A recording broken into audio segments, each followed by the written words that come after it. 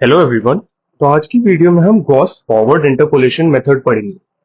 तो इससे previous videos में हमने न्यूटन फॉरवर्ड और न्यूटन बैकवर्ड इंटरपोलेशन के मेथड्स को देखा था। तो ये मेथड भी कुछ कुछ उससे सिमिलर ही है, बट ये सेंट्रल पॉइंट के अराउंड निकालने में हेल्प करता है। मतलब जैसे कि मान लो हमारे पास कुछ ऐसे पॉइंट्स हैं, जैसे कि एक्स नॉट यहाँ पर ले लिया मैंने, सेंट्रल पॉइंट को इस बार मैं एक्स नॉट ले रहा हूँ। तो उसके आगे वाले पॉइंट्स हो जाएंगे कुछ ऐसे एक्स वन और एक्स टू, और उससे पीछे वाले हो जाएंगे एक्स माइनस वन और एक्स माइनस टू। ठीक है। तो अब अगर मैं इनको ए और एच वाली चीजों के टर्म्स में लिखना चाहूं तो मैं ऐसे लिख सकता हूँ, एक्स नॉट जो है वो हमारा ए हो जाएगा, एक्स वन ए प्लस एच, और ये ए प्लस टू एच हो जाएगा। और पीछे जाएंगे तो क्या होगा, ए माइनस एच और ए माइनस टू एच। तो देखो, बेसिकली यहाँ पे जो पॉइंट्स हैं वो सारे एच के डिफरेंस पर ही हैं, बस हमने अपने स्टार्टिंग पॉइंट को शिफ्ट कर दिया है थोड़ा सा। ठीक है। तो यहाँ पे हमने एक्स नॉट को क्या लिया है, ए। तो अगर मैं इसमें अब ऐसा कोई पॉइंट लेता हूं, लेट सपोज कि हमें कहीं पे ऐसे किसी पॉइंट पे निकालना है जो सेंटर के पास में है, एक्स नॉट के पास में है। तो वो पॉइंट मान लो कि कुछ ऐसा है, X is equal to A plus 0.4 H, इस टाइप का कुछ पॉइंट है। ठीक है। जो रेंज है इस बार वो हम लेंगे एक्स नॉट से एक्स वन के बीच में, यानी कि सेंट्रल पॉइंट से उसके नेक्स्ट वाले पॉइंट के बीच में। तो मैं ऐसा कुछ बोल सकता हूं कि इस केस में जो हमारा u होगा वो 0 और 1 के बीच में होगा। ये u है इस केस में 0.4। तो अब मैं अगर एफ एक्स लिखूं, न्यूटन फॉरवर्ड फॉर्मूले से ही लिखूंगा, तो इसलिए मैंने कहा था, वो मैंने पहले डिस्कस किया, उसे देख लेना एक बार। तो वो क्या हो जाएगा, F of A plus U H हो जाएगा। ठीक है।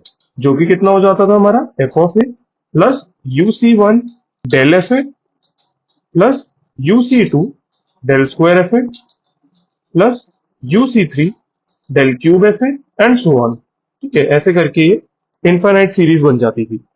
ओके। तो अगर मैं इसको लिखना चाहूं y के टर्म्स में, जैसे कि y not y one in सब के टर्म्स में, खैर y नॉट ही हर जगह आएगा, बस मैं एक बार लिख के दिखा देता हूँ कि क्या हो जाएगा। पहली टर्म एफ ए हो जाएगी हमारी y नॉट, देन नेक्स्ट क्या आएगी, यू सी one u upon one factorial आ जाएगा, डेल y नॉट आ जाएगा। देन नेक्स्ट टर्म आएगी you minus one upon two factorial del square y naught आ जाएगा। देन नेक्स्ट आएगा u minus one you minus two upon three factorial del cube y naught. ठीक है। ऐसे करके हमारी ये सीरीज चलती रहेगी। तो अब यहाँ पे होता क्या है गॉस फॉरवर्ड में, इसमें बोलते हैं कि पहली दो टर्म तो चलो वाई नॉट वाली है, लेकिन उसके बाद वाली जो टर्म है डेल स्क्वायर वाली, वो हम ना थोड़ा सा सेंटर के पास लेंगे। अब सेंटर के पास वो कैसे हो जाएंगी, अगर हम उसको वाई नॉट की जगह वाई माइनस वन टाइप से कुछ लेने की कोशिश करें। ऐसे ही यहाँ पर भी वाई माइनस वन। अब मैं तुम्हें बताऊंगा जब टेबल बनेगी कि कैसे हेल्पफुल है हमारे लिए, बट एक बार देख लेते हैं कि अगर हम लिखना चाहें तो कैसे लिखेंगे, सब्स्टिट्यूट करेंगे कैसे। तो देखो, अगर मैं यहाँ लिखूं डेल वाई माइनस वन, तो वो कितना हो जाएगा, Y naught minus Y minus one. ऐसे लिख सकता हूं मैं, फाइनल डिफरेंस ऑपरेटर्स के वक्त तो मैं बताया था ये कैसे होता है। ठीक है। देन नेक्स्ट अगर मैं लिखूं del square Y minus one, तो हो जाएगा, इसी पे एक और बार डेल लगा दो तो del Y naught minus del y minus one. Then del cube Y minus one अगर मैं लिखूं तो वो हो जाएगा del square Y naught minus del square Y minus one. ठीक है। और नेक्स्ट में लिख देता हूँ एक बार del four Y minus one, तो वो कितना हो जाएगा, del cube y naught minus del cube Y minus one. ठीक है। तो अब देखना, अब मैं क्या करूंगा, ये जो थर्ड इक्वेशन है, इसमें से अगर मैं लिखूं डेल स्क्वायर वाई नॉट की वैल्यू, तो वो कितनी हो जाएगी, del square Y minus one plus del cube Y minus one. ऐसे हो सकती है कुछ वैल्यू। अब इस वैल्यू को ना मैं यहां पे सब्स्टिट्यूट कर दूंगा। ऐसे ही मान लो मैं फोर्थ इक्वेशन से लिखना चाहूं तुम्हारा डेल क्यूब वाई नॉट को, तो वो कितना हो जाएगा, del cube Y minus one plus del four Y minus one. ठीक है। और इसको भी मैं उठा के यहां से सब्स्टिट्यूट कर दूंगा इस जगह पे। तो अब तुम देखना इससे होगा क्या फायदा। मैं अभी ऐसा कर रहा हूं और आगे भी ऐसे ही करूंगा। जैसे वाई माइनस वन वाली जब फोर्थ टर्म आएगी, तो इसको मैं लिखूंगा वाई माइनस टू के टर्म्स में। ऐसा क्यों कर रहे हैं वो टेबल से समझ आएगा। चलो, तो आगे बढ़ते हैं। अब इसी को मैं एक्सपैंड करने की कोशिश करता हूं, तो मेरा बन जाएगा y is equal to Y naught plus U upon one factorial del Y naught. पहली दो टर्म्स तो मैंने सेम रखी है।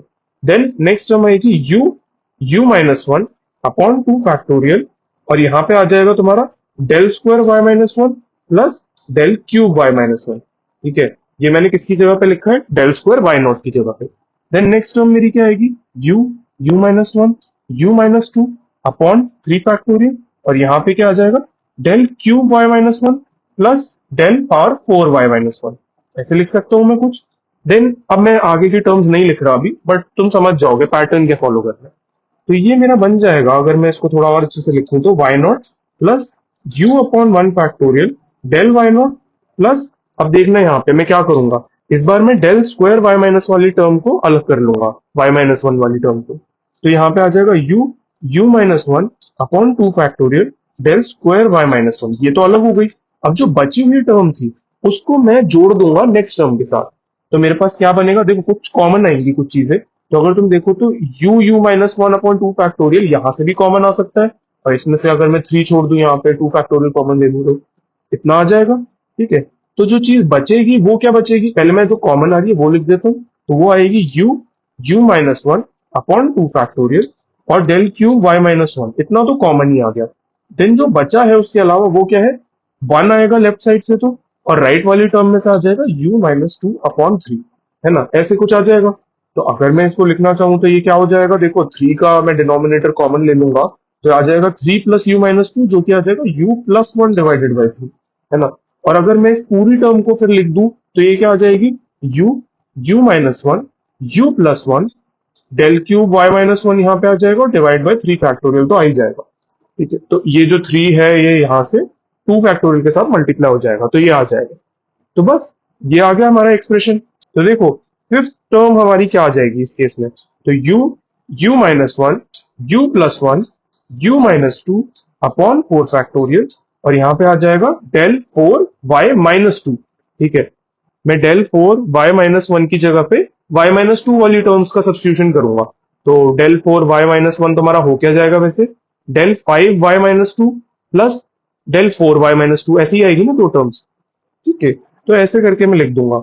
और तुम्हारी सिक्स टर्म क्या आएगी, वो देखो आएगी कुछ ऐसे, u माइनस वन, देन आएगी u plus one, then u minus two और u plus two upon 5 factorial, और यहां आएगा del power 5 y minus two. ठीक है, तो अब तुम अगर ध्यान से देखो जो हम टर्म्स ऐड कर रहे हैं बेसिकली उसमें u को सेंटर मान लो और उसके अराउंड पहले माइनस वन फिर प्लस वन, यानी कि हमने स्टार्ट कहां से किया था, स्टार्ट हमने किया u से, देन हम किस पे गए u माइनस वन पे, देन नेक्स्ट टर्म क्या ऐड करेंगे u प्लस वन, देन किस पे जाएंगे u माइनस टू पे, देन किस पे जाएंगे u प्लस टू पे, मतलब एक माइनस में जाओ पहले फिर एक प्लस में जाओ। ऐसे करके तुम अगर हर टर्म में देखो तो पहले यहाँ कुछ भी नहीं था, देन यहाँ u आया, फिर u माइनस वन, फिर u माइनस वन के बाद आया कौन सी टर्म आएगी, u प्लस वन वाली, देन u माइनस टू वाली आ गई, देन u प्लस टू वाली आ गई। तो ऐसे कर करके एक एक टर्म बढ़ रही है। ओके, और तुम्हारा बाकी सब तो डेल की पावर 4 वो चल रहा है। अब y के जो टर्म्स है वो कैसे आ रहे हैं, पहले था y नॉट हर जगह पे, देन दो टर्म आई y माइनस वन वाली, देन उसके बाद आई दो टर्म y माइनस टू वाली, नेक्स्ट दो टर्म आएंगी y माइनस थ्री वाली। तो ऐसे करके हम इस फॉर्मूले को डिराइव कर सकते हैं, आगे ऐसी ही चेन बनेगी। चलो अब इसकी एक बार डिफरेंस टेबल बनाता हूं तो उससे तुम्हें क्लियर होगा कि मैंने ऐसा क्यों किया। तो यहाँ पे x है, यहाँ पे लेट से y है, देन मैं इसके कुछ डेटा पॉइंट्स लिख दूंगा ऐसे कुछ x minus two, x minus one, x not, x one और एक्स टू, और उसके करस्पॉन्डिंग आएंगे y minus to, y minus one, y not, y one और y टू। ठीक है,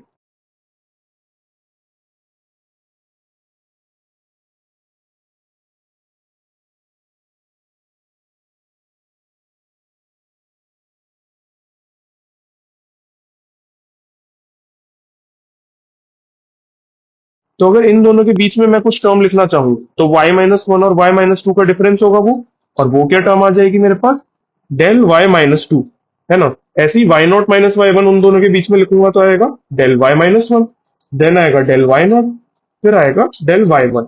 ओके, देन अब डेल स्क्वायर y वाली टर्म्स लिखूंगा तो वो क्या आएगी, del square y minus two, del square y minus one, और लास्ट टर्म आएगी डेल स्क्वायर y नॉट। देखो मैंने उनके बीच में लिखी है, बीच में लिखना इंपॉर्टेंट है। देन यहाँ पे लिखा है मैंने del cube y minus two और del cube y minus one, then उसके बाद आ जाएगी del power 4 y minus two. तो देखो जब यहाँ पे y नॉट था, x नॉट और y नॉट था, तो यहाँ पे टर्म्स क्या आ रही थी, del y naught, del square y naught, del cube y naught, del power 4 y naught, यानी कि यहाँ पे जो बेस था वो सेम रहता था, तो अभी भी सेम है, और नीचे जाते जाते एक बढ़ता जा रहा है। ठीक है ना, तो यही चीज पैटर्न फॉलो करना और तुम्हें पूरी डिफरेंस टेबल बना सकते हो।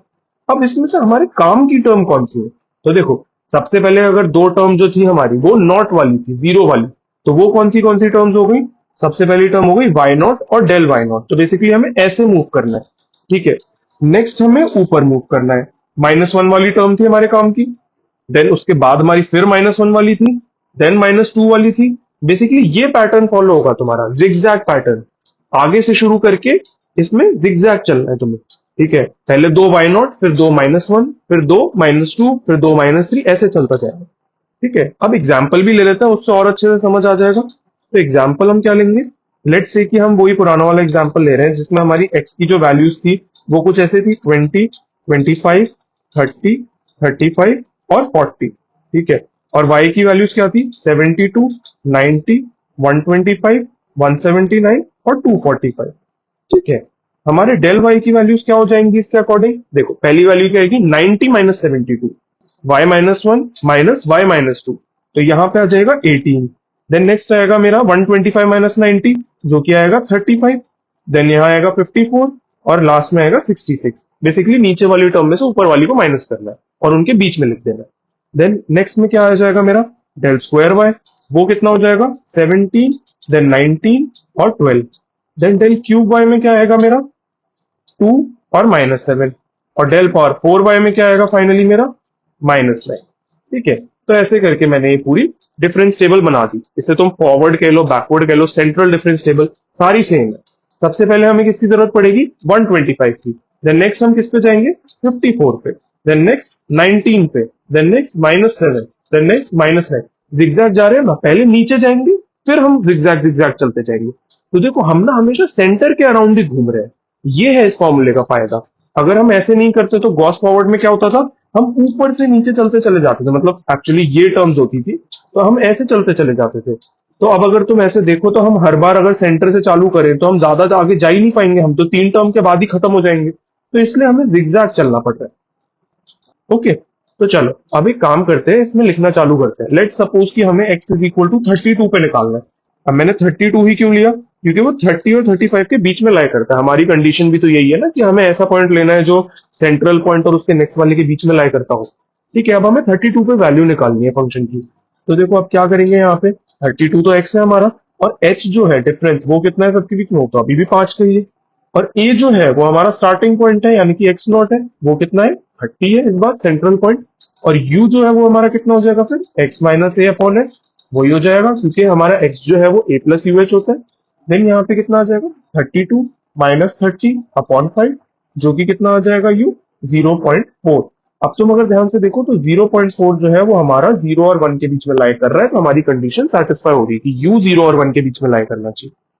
अगर मान लो तुम्हारा u नेगेटिव हो जाता, जैसे कि -1 से 0 के बीच में लाई करता, तो हम गॉस बैकवर्ड इंटरपोलेशन का मेथड लगाते, जो मैं नेक्स्ट वीडियो में सिखाऊंगा, ठीक है। तो चलो अब आगे बढ़ते हैं, इसे सॉल्व करते हैं।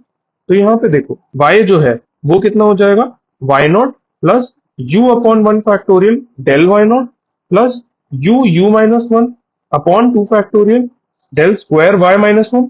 देन नेक्स्ट टर्म आएगी हमारी u माइनस 1, और अब आएगा u प्लस 1, है ना, upon 3 factorial del cube y minus 1। Then next term आ जाएगी हमारी u minus 1, u plus 1, then u minus 2 upon 4 factorial, और यहां आ जाएगा तुम्हारा डेल 4y माइनस 2, ठीक है। ये टर्म्स आ गई हमारी, ये हमने अभी देखा था। अब इनको सब्स्टिट्यूट कर देते हैं। तो y नॉट क्या है हमारा, देखो इस टेबल में सबसे पहले किसकी जरूरत है, 125 की, देन 54, फिर 19, देन -7, देन -9, ठीक है। तो हम यहाँ पे डालते हैं, y नॉट की जगह पे आ जाएगा 125, देन प्लस, अब हमारा u कितना है, 0.4 है, तो यहाँ 0.4 डाल देते हैं, डिवाइड बाय 1 फैक्टोरियल, और यहाँ पे आ जाएगा 54, देन प्लस नेक्स्ट डालेंगे हम 0.4, और यहाँ पे डालेंगे 0.4 माइनस 1 अपॉन 2 फैक्टोरियल, और यहाँ पे आ जाएगा 19 नेक्स्ट वैल्यू। देन नेक्स्ट हम यहाँ नीचे लिखना चालू करते हैं क्योंकि वहां जगह कम है थोड़ी, तो यहाँ आएगा 0.4, देन आएगा 0.4 माइनस 1, और नेक्स्ट टर्म आएगी 0.4 प्लस 1, ठीक है, अपॉन 3 फैक्टोरियल, और यहाँ पे आएगा -7। देन नेक्स्ट टर्म है हमारी 0.4, 0.4 minus 1, then 0.4 plus 1, then next term आएगी 0.4 माइनस 2 अपॉन 4 फैक्टोरियल, और यहाँ पे कितना टर्म आ जाएगा, -9। तो अगर मैं इसको थोड़ा सा एक बार खोल दूं तो ये बन जाएगा 125 प्लस 0.4 टाइम्स 54, ठीक है, 1 फैक्टोरियल तो लिखने की जरूरत नहीं है, प्लस यहाँ पे आएगा 0.4, देन multiply by -0.6 into 19 divided by 2।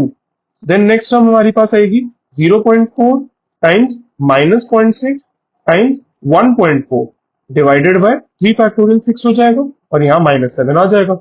और लास्ट टर्म जो हमारे पास आएगी वो आएगी 0.4 टाइम्स -0.6 टाइम 1.4 टाइम्स -1.6। ठीक है, डिवाइडेड बाय 4 फैक्टोरियल 24 आ जाएगा और यहाँ आ जाएगा -9। ठीक है, तो तुम अगर ये वैल्यूज डाल के इसे सॉल्व करोगे तो तुम्हारा जो f ऑफ 32 है, 32 पे जो फंक्शन की वैल्यू है वो आ जाएगी 144.5104। ठीक है, तो ये हमारा हो गया आंसर। सिंपल, ज्यादा कुछ है नहीं। ऑल्टरनेटिंग टर्म्स लेनी है, एक बार आगे एक बार पीछे, u से u-1 then u+1 then u-2 u+2, और जो हमारी टर्म्स है उनको दो दो के पेयर में लेना है। पहले y0 दो बार, फिर y-1 दो बार, और del del power 2 del power 3 ऐसे तो बढ़ता ही जाएगा हमेशा की तरह। ठीक है, तो अगर तुम्हें न्यूटन फॉरवर्ड इंटरपोलेशन का फॉर्मूला याद है जो कि बहुत सिंपल है, तो ये गॉस फॉरवर्ड भी उससे बहुत ही ज्यादा सिमिलर है और ये भी याद हो जाएगा बहुत इजीली। ज्यादा कुछ मेहनत है नहीं इसमें। ओके, तो आज की वीडियो में बस इतना ही। अब नेक्स्ट वीडियो में हम इस मेथड को कोड करेंगे। तो टिल देन स्टे ट्यून्ड।